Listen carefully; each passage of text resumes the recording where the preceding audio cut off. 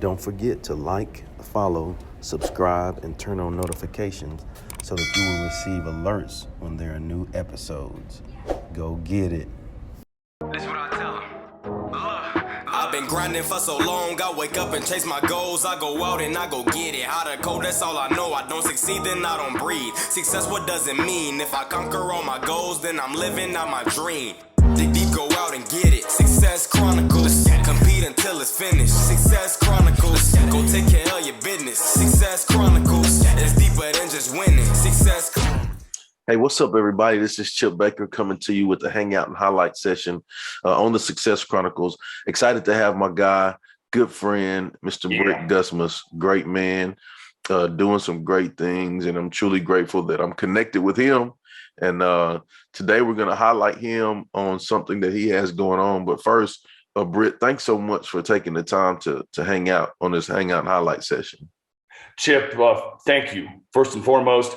And right back at you, man. When we got to hook up here a couple of years ago in Houston, Texas, I looked across the table. And I'm like, that's a guy just like me. So so glad to be able to hang out today. And obviously, congratulations to all of the good stuff that you're doing, man. And so I'm really happy to be here. Yes, sir. Well, tell us, the audience, a little bit about who you are so they get a feel of who you are and what it is you do. Yes, sir. So I'm from Denver, Colorado, and I am a football coach and teacher. So just finished up year 16 on the football field. I am a quarterback coach and I have been the JV head coach at our school the last 3 years. And then finishing up year 9 in the classroom. And so I teach social studies, U.S. government honors, and world history. And so I'm doing exactly what God has called me to do. And so I have been an athlete my entire life. And that is what fills my cup. And little notes to me beyond that. I wasn't sure that being in the classroom would fill my cup as well, but it has equally and more so. And so being a coach and teacher and husband and father are those are the things that I think God made me for, because I have a very lively, encouraging personality and spirit. And so being with kids, young men, young women, and adults alike, exhorting them, encouraging them on to greater in their lives is something that I get great fulfillment out of. And part of that has been to become an author as well. And so Chip and I collaborated on the first volume of The Impact of Influence. And that was a fantastic experience for me, man. So I appreciate you and so honored to be a part of that. And then my solo book, The Oak Tree Source, Becoming a Man of Strength, Substance, and Spirituality, has just hit Amazon in the last week and a half. And so I'm really, really excited for the world to read that story. It's a story of redemption, my story of redemption, and building strength and victory, really, because I think we all have those spaces. We all want to be victorious. That is obvious. And we want to have success, and we want to do great things, and we want to impact people, and we want to influence people. And part of that, for me anyway, was to be redeemed in my soul, in my mind, in my spirit. And so I truly believe, Chip, that there are places in all of us that can be redeemed. And we don't necessarily, many of us don't necessarily want to go to those places because life is good enough. Excuse me. Pardon me. So life is good enough, and good enough can look a lot of different ways. But I believe that God, the God of the universe, the God of the Bible, wants to give us even more freedom. He wants to have us be available emotionally, spiritually, mentally in ways that we haven't known before.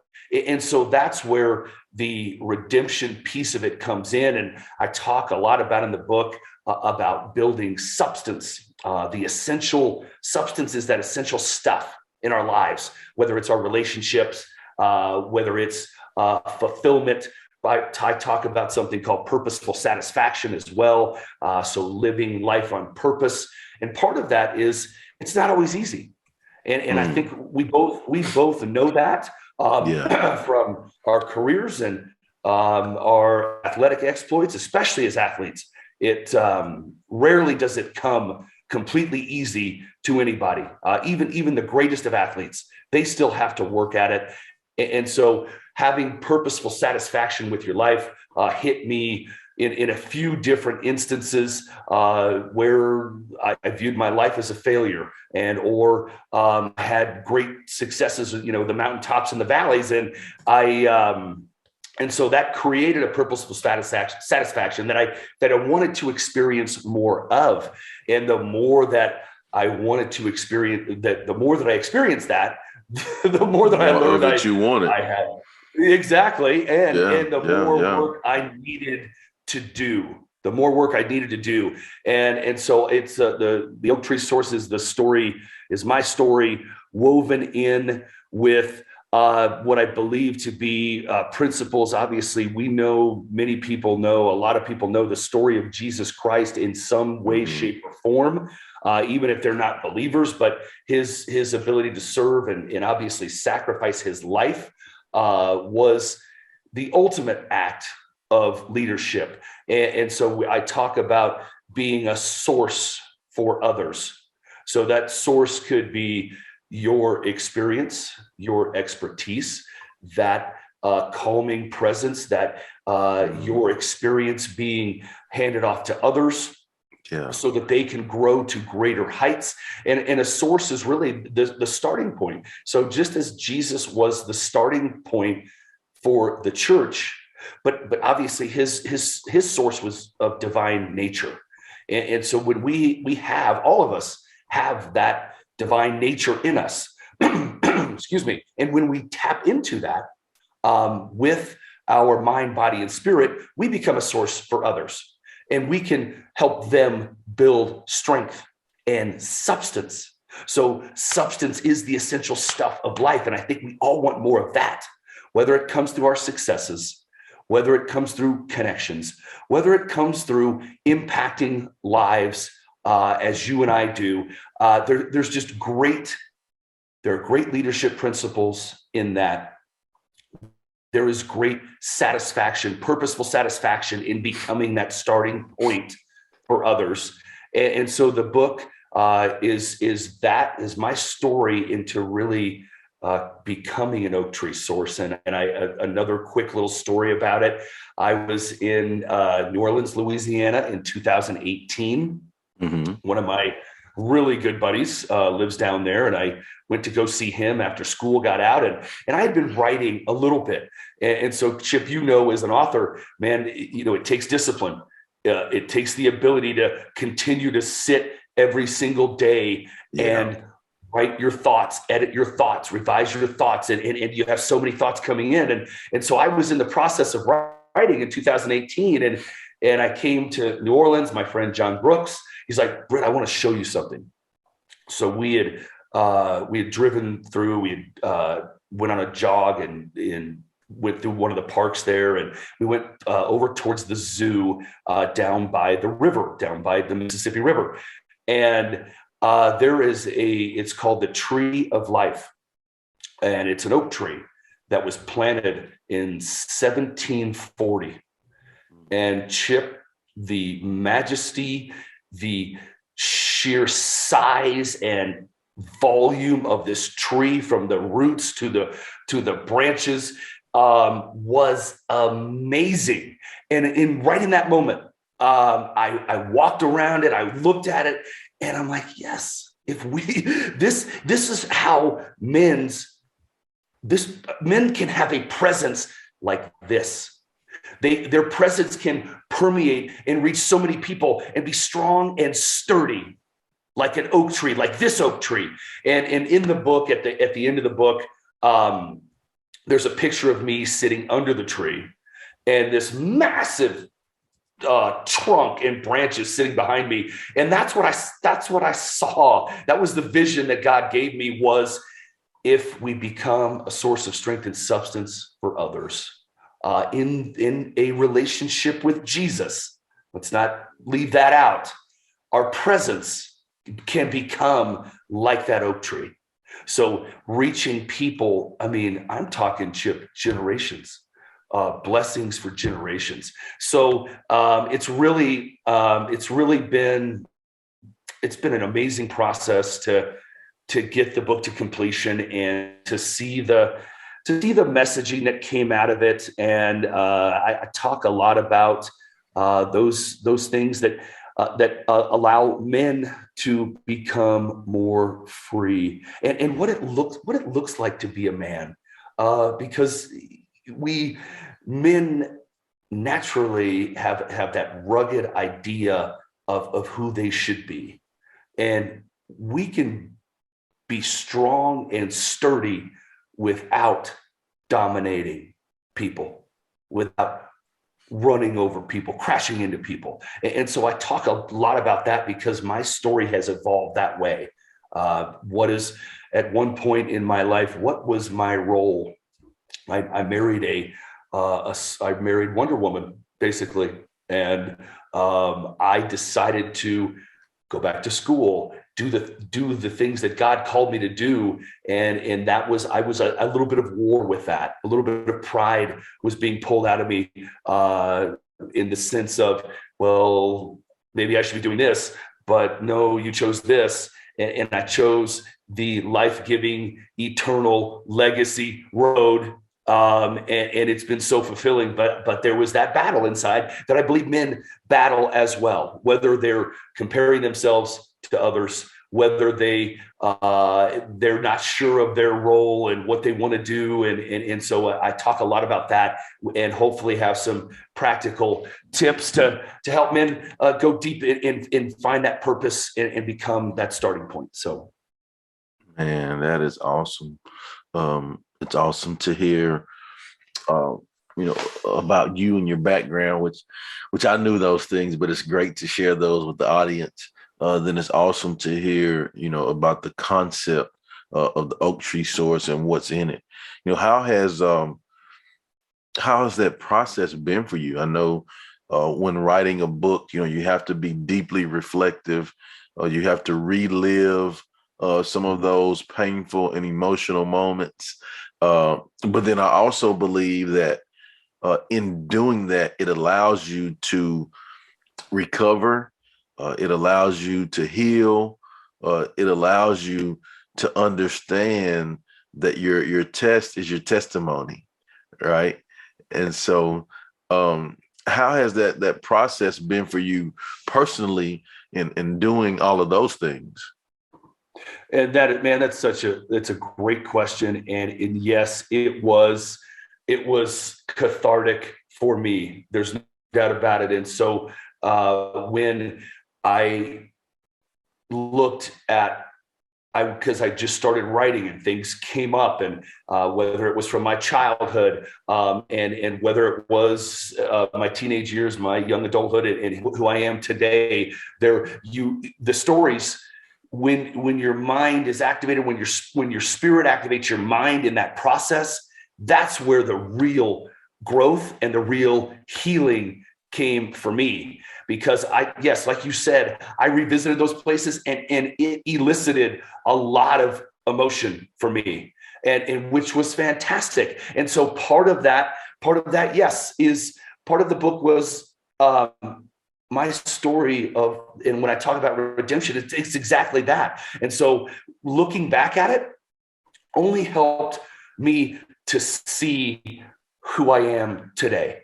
And so reliving, throwing 3 interceptions in our homecoming game, and then just not even meeting with the team. I was so disgusted that I went and sat on a snowbank after we got beat in our homecoming game, and I vowed for that never to happen again.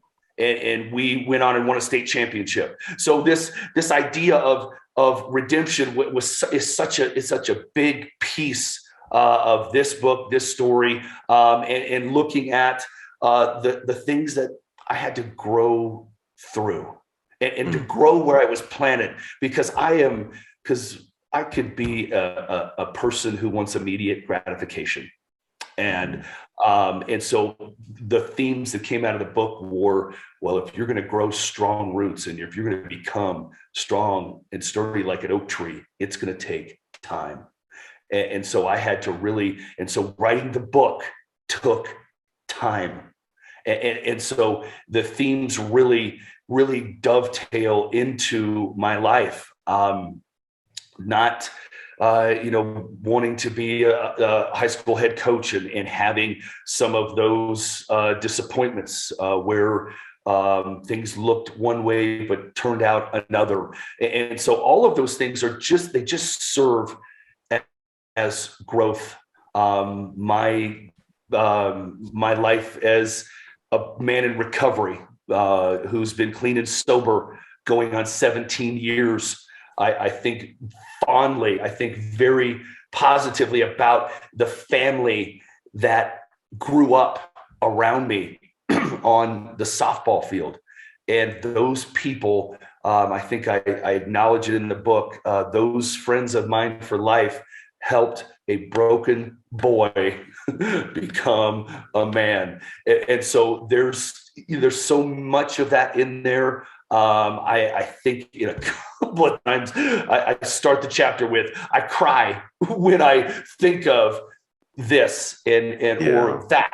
And so it is deeply personal, and which it should be, in my opinion.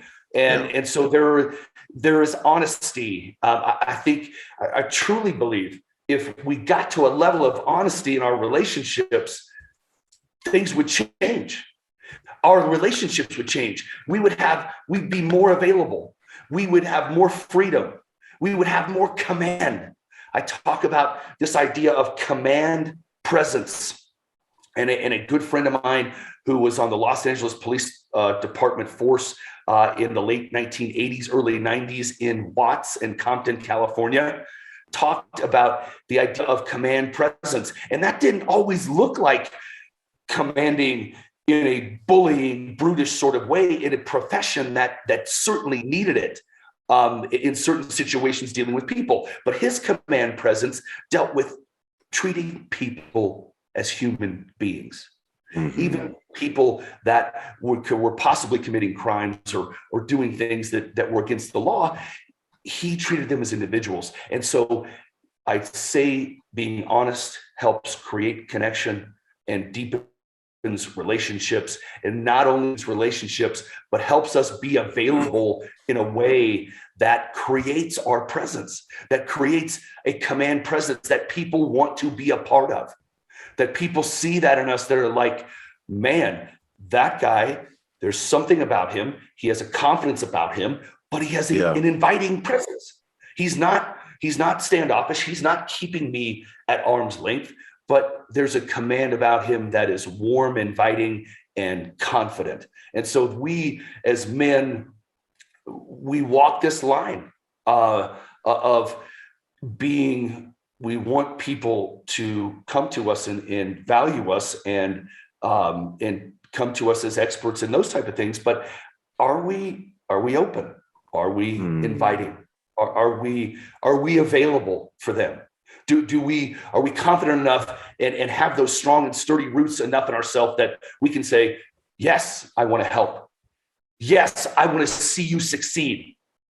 No, I don't want to hoard it all for myself. Yeah. And so so part of that process really helped me reflect on those things. Know that that's who I am. And that, so it helped me grow in purpose, in confidence, in command, and in a loving way, that hopefully all men who read it can connect with it and say, I'm not losing anything if I become more available, if I become more honest. I'm not losing anything in my manhood. All I am is I'm becoming stronger and more sturdy as the source for people And part of that is vulnerability. Man, if you're going to be the source, it's a thankless job sometimes. Yes, and you may not get all the accolades that you want in the beginning, but man, your blessings, your cup will be overfilled.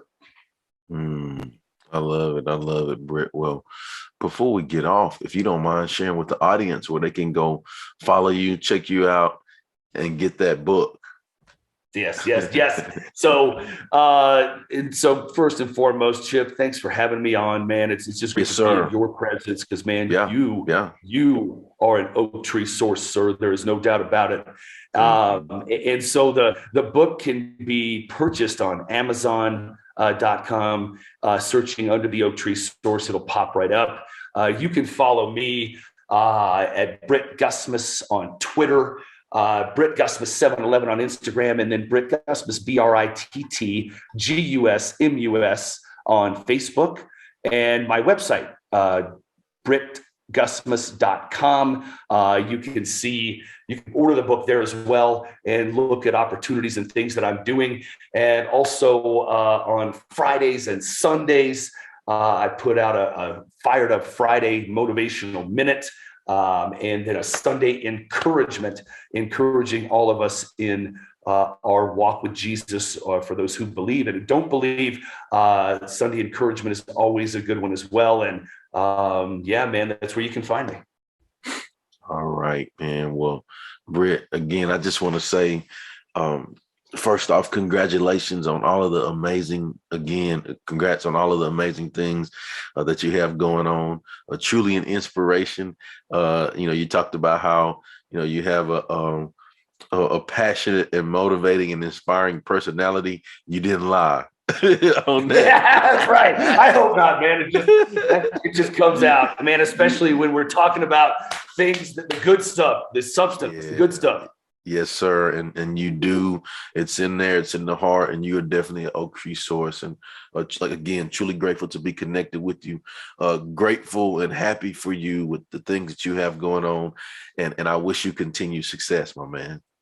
Thank you so much, Chip. And right back at you, man. Look forward to what the future holds for us. And getting out there and inspiring and impacting and influencing. Yes, sir. Well, thank you guys for checking out this episode. We'll see you next time. God bless. Go get it.